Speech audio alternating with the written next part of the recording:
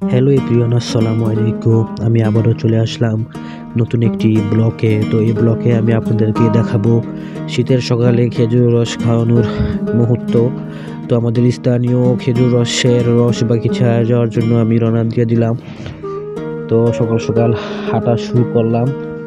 কিছুটা পথ আমি আজকে হাঁটবো এবং হাঁটার পরেই আমি গন্তব্যে যাব। তো হাঁটতে হাঁটতে আমি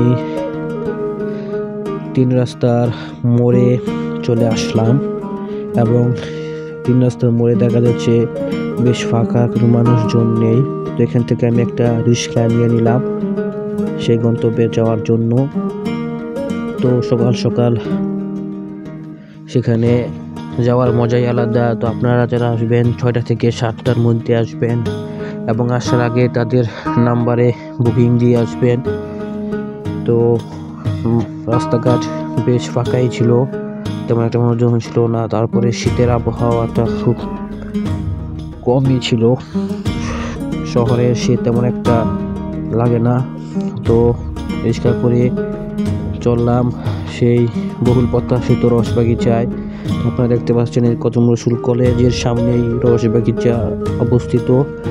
এখানে পুরো 46টি গাছ রয়েছে, খেজুরের গাছ, যেখান থেকে তারা রস সংগ্রহ করে।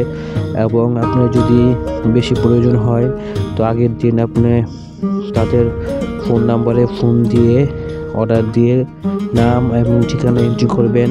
তো আমি গেলাম, যাওয়ার পরে আমি আগের দিনই তাদের লোকাল নাম্বারে ফোন দিয়ে 1 লিটারের জন্য অর্ডার দিয়েছিলাম। তো দিয়ে আমি 1 কাপ খেজুর রস নিলাম, তার টেস্ট করলাম, খুব ভালোই লেগেছে, আসলে প্রকৃতির জিনিস।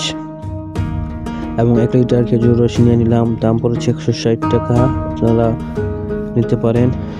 তো খেজুর রসের এই মুহূর্ত আমার অনেক ভালো লেগেছে। তো আপনারা যারা খেজুর রস খেতে চান সকাল সকাল চলে আসবেন। তো আজকের মতো এখানেই শেষ করছি। খোদা হাফেজ, সবাই ভালো থাকবেন। আসসালামু আলাইকুম।